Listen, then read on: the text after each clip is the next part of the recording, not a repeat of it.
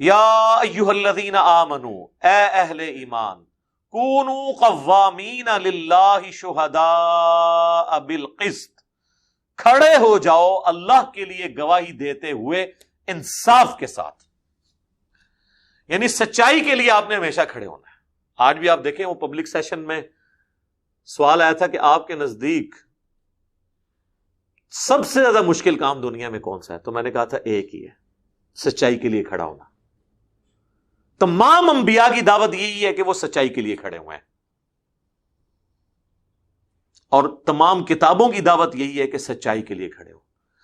یہ ایک general rule ہے، اس میں ہر چیز فٹ ہے کہ آپ نے سچائی کے لیے کھڑے ہونا ہے انصاف کے ساتھ اور پرواہ نہیں کرنی۔ تو سب سے بڑی سچائی جس کے لیے آپ نے کھڑے ہونا ہے وہ یہ ہے کہ میرا کریٹر، میرا مالک، میرا خالق، مجھے نعمتیں دینے والا ایک اللہ ہے، میں اس کے ساتھ کسی کو شریک نہیں ٹھہراؤں گا۔ یہ وہ سب سے بڑی سچائی ہے جس کے لیے آپ کو کھڑے ہونا ہے، اور پھر کسی کی پرواہ نہیں کرنی، انصاف کے ساتھ کھڑے ہو جانا ہے۔ کوئی کسی کا کچھ نہیں بگاڑ سکتا جب تک اللہ نہ چاہے، یہ عقیدہ ہونا چاہیے۔ اس کے بعد جب اس کو ایک مان لیا، اس کے پیغمبر کو مان لیا، پھر اس کی اطاعت اختیار کرنی ہے، اور پھر اس میں کسی کی پرواہ نہیں کرنی۔ اگر قریبی رشتہ دار بھی کتاب و سنت کے خلاف چل رہے، آپ کو اس کے خلاف گواہی دینی پڑے، آپ کو دینی ہوگی۔ گواہی یہ ضروری نہیں کہ آپ جا کے جوڈیشری میں گواہی دیں گے، گھر میں بھی ماں باپ کی ذمہ داری ہے، اگر اولاد نے برا کام کیا ہے تو سچائی کے ساتھ کھڑے ہوں، اگر اس نے واقعی زیادتی کی ہے تو اپنی اولاد کو سمجھائیں، اور جس کے ساتھ زیادتی کی ہے اس کو اس کا بدلہ دلوائیں، کم از کم معافی کے اوپر آمادہ کریں، سچائی کے لیے کھڑا ہونا ہے۔ تو آپ یہ دیکھ لیں، یہ اتنا مشکل کام ہے، اللہ نہ کرے کہ ہمیں کبھی اس لیول پہ ایکسٹریم پہ آزمایا جائے، ورنہ مشکل ہو جاتا ہے۔ آپ دیکھ لیں حضرت حسین ابن علی کو جتنے لوگ بھی سمجھانے آتے تھے نا، لوگ کہتے ہیں نا کہ نہیں ان کو لوگ سمجھاتے تھے، ذرا بتائیں وہ آگے کیا سمجھاتے تھے؟ عبداللہ ابن عباس، عبداللہ ابن زبیر، انہوں نے یہ تو کہا ہی نہیں کہ آپ کا سٹانس غلط ہے، یہ کہتے ہیں لوگ ان کو سمجھاتے تھے۔ ہم کہتے ہیں بالکل نہیں سمجھاتے تھے، وہ سمجھانے کے الفاظ تو بتائیں کیا ہے؟ وہ یہ تو کہتے ہی نہیں تھے کہ آپ غلط ہیں، وہ کہتے تھے آپ ٹھیک ہیں، لیکن یہ جو بدماش ہے نا حکمران، یہ آپ کا لحاظ نہیں کریں گے، آپ کو شہید کر دیں گے، وہ ان کو موت سے ڈراتے تھے۔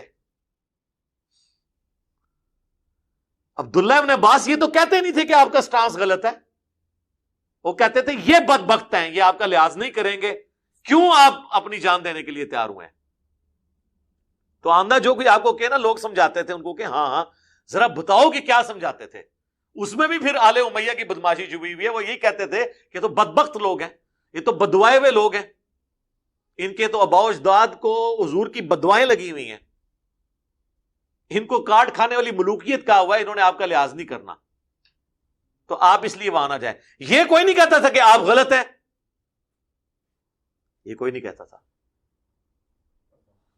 لیکن پھر سچائی کے لیے کھڑا ہونا۔ حضرت حسین ابن علی یہ سمجھتے تھے کہ یہ جو بےچارے مجھے سمجھا رہے ہیں ان کا تو سٹیٹس میرے والا ہے ہی نہیں ہے نا، میرا اس طرح کے معاملے کو کرنا یہ مسئلہ اور ہو جائے گا، کیونکہ وہ ڈومیننٹ جگہ پہ تھے۔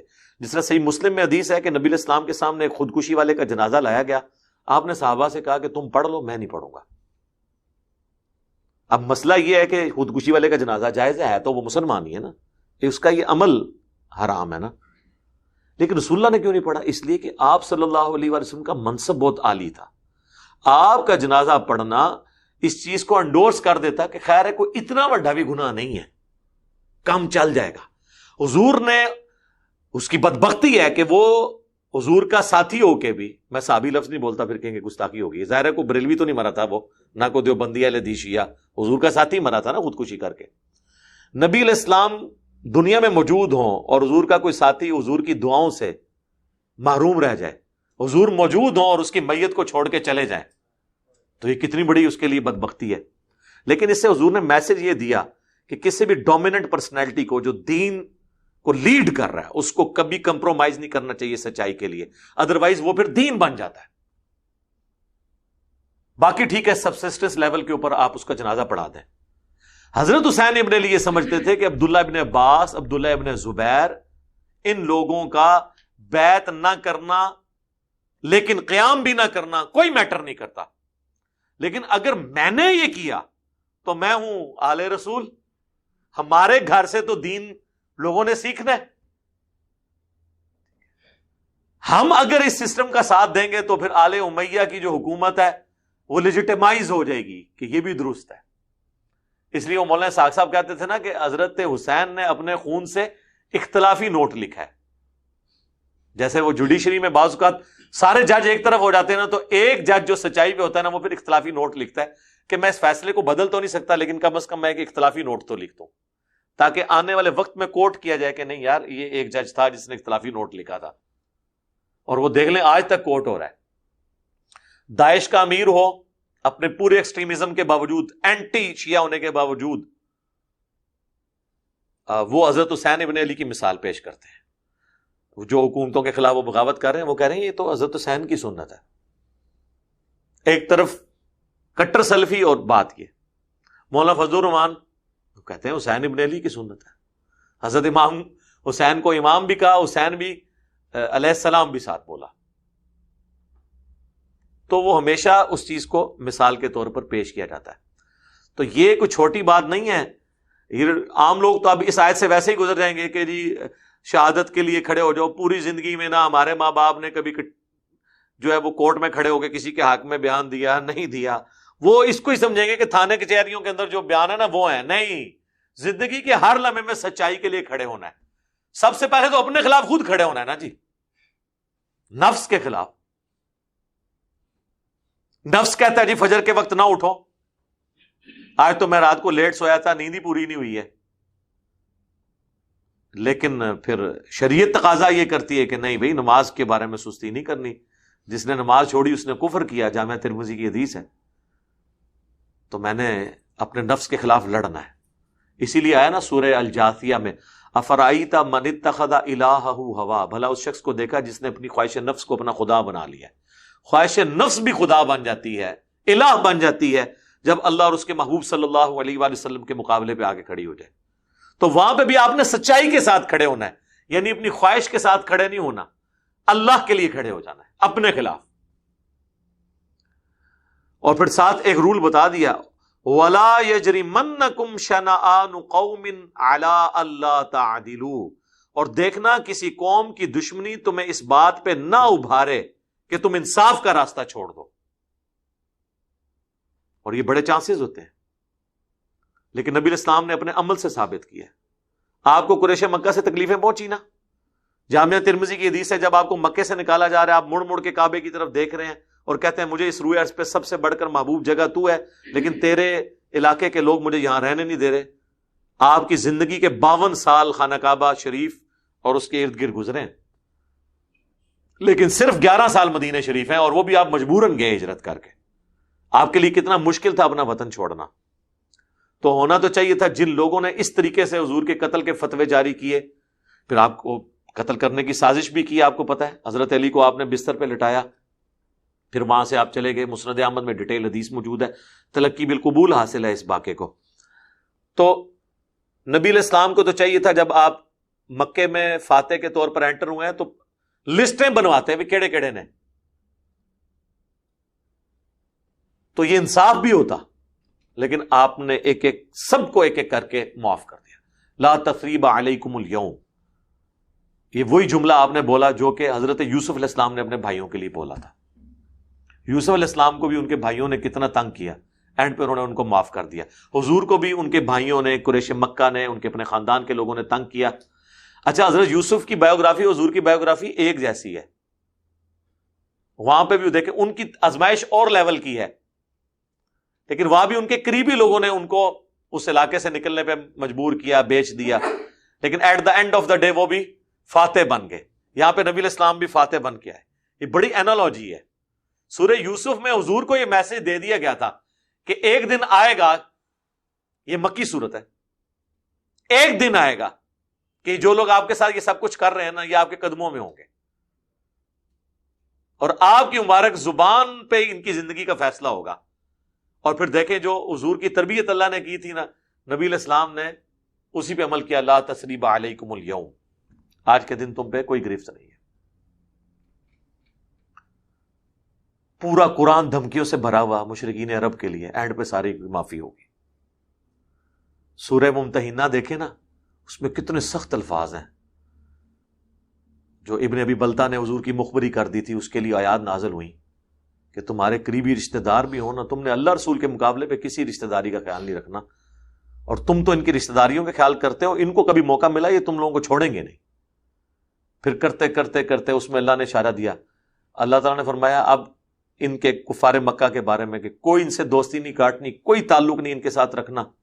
پھر اللہ نے کہا کہ ہو سکتا ہے ان قریب اللہ تعالیٰ ان کو بھی توفیق دے دے اور پھر تم بھی بھائی بھائی بن جاؤ۔ وہ عمر سیریز میں انہوں نے فلمایا نا، ایک ایک کر کے سب لوگ ایمان قبول کرتے ہیں۔ تو کسی قوم کی دشمنی تم میں اس پہ نہ ابھارے کہ تم عدل سے ہٹ جاؤ۔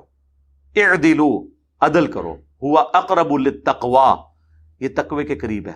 اب یہ پورشن آپ کی عدالتوں میں لکھا ہوتا ہے، آپ کو پتا ہے یہ آیت کا ٹکڑا اعدلو ہوا اقرب للتقوی، سپریم کورٹ میں، ہائی کورٹ میں نا، یہ انہوں نے لکھا ہوا ہے اپنے بیجوں کے اوپر، اپنے جھنڈوں کے اوپر یہ لکھ کے لگایا ہوتا ہے، انصاف کرو وہ تقوی کے قریب ہے۔ اندر بیٹھ کے وہ کیا کر رہے ہیں وہ آپ کے سامنے ہے۔ جو کوئی دو چار بیچارے جج آ جاتے ہیں ان کو ذلیل کرنا شروع کر دیتے ہیں، ٹھیک ہے۔ لیکن آپ دیکھ لیں کہ ایک آدھ بندہ ہی کتنا تگڑا ہوتا ہے کہ پوری اسٹیٹ کی مشنری لگی ہوتی ہے اس کے خلاف، وہ اکیلا اڑا ہوتا ہے۔ یہ سچائی کی میں آپ کو طاقت بتاؤں، سچائی اتنی طاقتور ہے کہ اکیلا بندہ بھی سب کے لیے وبال جان بن جاتا ہے۔ ہونا تو چاہیے کہ بھی سارے ایک طرف ہیں، ایک بندے، اور جتنا اس پہ زور لگاتے ہیں اتنا وہ اپنے بعد میں محکم ہوتا ہے، اور وہ زور لگانے والے خود ذلیل ہوتے ہیں۔ اس کو سورۃ الانبیاء میں اللہ تعالیٰ نے فرمایا کہ ہم حق کو باطل پہ دے مارتے ہیں، وہ اس کا بھیجا نکال دیتا ہے۔ ایک بندہ بھی سچا بہت تگڑا ہوتا ہے، ہاتھ پاؤں ساروں کو پڑ جاتے ہیں، وہ ایک ہوتا ہے باقی سارے ایک طرف ہوتے ہیں، اس لیے کہ اس کے ساتھ سچائی کی طاقت ہوتی ہے۔ تو یہ عدالتوں میں لکھا ہوا ہے، لیکن اللہ ماشاء اللہ کوئی لوگ ہوتے ہیں جو انصاف کرتے ہیں۔ تو اللہ تعالیٰ ہمارا عدل کرو، یہ تقوی کے قریب ہے۔ اب اس میں اشارہ تھا کہ اب اگر صلح حدیبیہ کے موقع پر مشرکین عرب نے تمہیں کعبے میں جانے سے روک دیا، پھر تمہیں اگلے سال جانا پڑا، یہ نہ ہو کہ کل کو جب تمہیں موقع ملے تو تم ان کے ساتھ ظلم کرو، کیونکہ ایک سال تو مشرکین عرب اور مسلمانوں نے اکٹھا حج کیا تھا نا، 9 ہجری والا، جس میں امیر حج کو صحیح بخاری میں آتا ہے حضرت ابوبکر صدیق کو بنا کے بھیجا گیا، لیکن پھر پیچھے سے حضرت علی کو بھیجا۔ سورہ توبہ کی آیات نازل ہوئی کہ آج کے بعد کوئی یہاں پہ مشرک حج کے لیے نہیں آئے گا، یہ آخری حج ہے جو مسلمانوں نے مشرکین نے اکٹھا کیا تھا۔ واتقوا اللہ، اور اللہ سے ڈر جانا، ان اللہ خبیر بما تعملون، بے شک اللہ تعالی خبردار ہے جو کچھ تم کرتے ہو۔ اب یہ وہ نصیحتیں ہیں جن پہ عمل کرنا بہت مشکل کام ہے، پریکٹیکلی میں آپ کو بتاؤں، کیونکہ جب انسان کے ہاتھ میں طاقت آتی ہے نا، پھر انسان جو ہے نا وہ عدل و انصاف کا راستہ چھوڑ ہی دیتا ہے۔ سنن ابی داؤد میں، جامعہ ترمذی میں حدیث موجود ہے نا کہ رومن امپائر کے ساتھ حضرت معاویہ کا ایک معاہدہ چلتا آ رہا تھا، اس کی جب آخری ڈیٹ قریب آنے والی ہوئی تو حضرت معاویہ نے ان کے بارڈر کے اوپر فوجیں لا کے بٹھا دیں کہ کل یہ ایکسپائر ہوگا معاہدہ، تو ہم ان کے اوپر اچانک حملہ کر دیں گے۔ تو وہاں پہ ایک صحابی تھے، انہوں نے اپنے گھوڑے کو ایڑی لگائی اور وہ فوج میں آگے گئے، اور ان کا نبی الاسلام نے ہمیں اس طریقے سے منع کیا ہے کرنے سے، اور قرآن کی آیات انہوں نے کوٹ کی سورۃ الانفال کی کہ جس قوم کے ساتھ تمہارا معاہدہ ہو اس سے جنگ نہیں کر سکتے جب تک کہ اعلانیہ اس معاہدے کو توڑ نہ دیا جائے، تاکہ مخالف بھی اپنی جنگ کی تیاری کرے۔ یہ اس طریقے سے اس معاملے کو کرنا جائز نہیں ہے۔ تو حضرت معاویہ کو مجبور ہو کے اپنی فوج واپس بلانا پڑی۔ اگر یعنی وہ میتھمیٹیکلی کیلکولیشن کرتے کہ بھی آج تو رات کو 12 بجے یا مغرب کے بعد یہ میثاق جو ہے وہ ایکسپائر ہو رہا ہے، تو کل سے ہم آزاد ہیں، جو مرضی کر لیں، لیکن انہوں نے میدان جنگ میں بھی صحابہ کرام نے مجبور کیا کہ آپ نے عدل کا راستہ نہیں چھوڑنا، جو ہمارے نبی کی تعلیمات ہیں صلی اللہ علیہ وآلہ وسلم، ان سے آپ نے روگردانی نہیں کرنی۔ تو یہ بڑی مشکل ہوتی ہے جب انسان کے اوپر وقت آتا ہے کہ یار اب یہ چیز آ گئی، اب کیا کیا جائے، لیکن انصاف کا تقاضا یہ ہوتا ہے کہ آپ اس کو کر گزرے۔ اور میں اللہ کا شکر ہے جب بھی کوئی ایسی چیز ہو میں اس کو کلیریفائی کرتا ہوں۔ میں نے کئی دفعہ بتایا کہ مجھے ایک بندے نے مس گائیڈ کیا یہ الٹی چپل والے مسئلے کے اندر الیاس قادری صاحب کے حوالے سے، تو میں نے وہ کلپ بھی ڈیلیٹ کیا، حالانکہ وہ 4.5 لاکھ لوگ دیکھ چکے تھے۔ اس کو ڈیلیٹ کروا کے پھر نئی کلیریفیکیشن میں نے ریکارڈ کروائی کہ غلط کسی نے منسوب کیا تھا، ہو جاتا ہے۔ لیکن بعض اوقات جو لوگ ناجائز ڈیمانڈ کرتے ہیں نا کہ اس معاملے میں یہ اس طرح نہیں ہے، اس پہ رجوع کریں، اس طریقے سے رجوع نہیں ہوتے میرے بھائی، بات ڈاکٹرن میں دیکھی جاتی ہے۔ اگر اس قسم کے رجوع اگر ریکارڈ کروائے جائیں تو پورے دین کی عمارت ہی گر جائے گی، کیونکہ دین میں ڈاکٹرن کے اوپر بات ہوتی ہے، آپ الفاظ کے چناؤ کو نہیں دیکھتے ہیں، ڈاکٹرن کے اوپر بات کر رہے ہوتے ہیں۔ ورنہ اگر آپ اس طرح معاملات کو لینا شروع کر دیں تو پھر پورے کے پورے دین کی عمارت دھڑام سے گر پڑے گی۔ چونکہ ڈاکٹرن کے اوپر چلتا ہے، پھر جب اس سے سخت چیزیں احادیث میں رپورٹ ہوئی ہوں تو پھر اس سے چھوٹی چیزیں بہت چھوٹی رہ جاتی ہیں۔ پھر ظاہر ہے کہ ہم کسی معاملے میں اپنا اوپینین بھی رکھتے ہیں نا قرآن و سنت کے دلائل کی روشنی میں، تو پھر ہم قرآن و سنت کے دلائل کی روشنی میں ہی اس کے بارے میں فیصلہ کر رہے ہیں۔ اکثر میرے بارے میں کہتے ہیں جی صحابہ کرام کے مشاجرات کے بارے میں بولتا ہے، میں جب ان کے بارے میں بول رہا ہوتا ہوں تو میں اپنی رائے تو نہیں دے رہا ہوتا، میں دونوں میں سے ایک پارٹی کا حصہ بن رہا ہوتا ہوں۔ اگر میں حضرت علی کا ساتھ دے رہا ہوں تو حضرت علی تو خلیفہ راشد ہے، ہاں میں اگر نہ حضرت علی کا ساتھ دے رہا ہوں نہ ان کے مخالفین کا، پھر آپ مجھے کہہ رہے ہیں کہ میں پارٹی بن رہا ہوں، پھر تو آگے بات ٹھیک ہے۔ تو میں آلریڈی صحابی کے ساتھ دے رہا ہوں نا، تو میں ایک موقف کو اڈاپٹ کیے ہوئے ہوں، تو اس میں پھر بات تو کروں گا اور سچائی کے ساتھ کروں گا۔ میں نے تو بڑی ہلکی باتیں کی ہیں۔ آپ ذرا صحیح بخاری میں حضرت عمار بن یاسر کا خطبہ دیکھیں، وہ کہتے ہیں کہ لوگوں اللہ نے تمہیں آزمائش میں ڈالا ہے، ایک طرف عائشہ ہیں جو دنیا اور آخرت میں تمہارے نبی کی بیوی ہیں، یعنی کنفرم جنتی عورت، لیکن اللہ اب آزمائے گا کہ تم اللہ کی اطاعت کرتے ہو یا عائشہ کی۔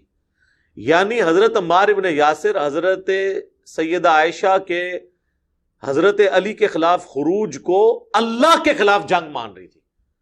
تو اب مجھے بتائیں اللہ اور اس کے رسول کے خلاف جنگ جو قرآن میں آئی ہے وہ تو سود کھانے والے کے بارے میں آئی ہے۔ اب کسی شخص کا اللہ اور اس کے رسول کے ساتھ جنگ کرنا، اس سے بڑی بات کسی بندے کے بارے میں کی جا سکتی ہے؟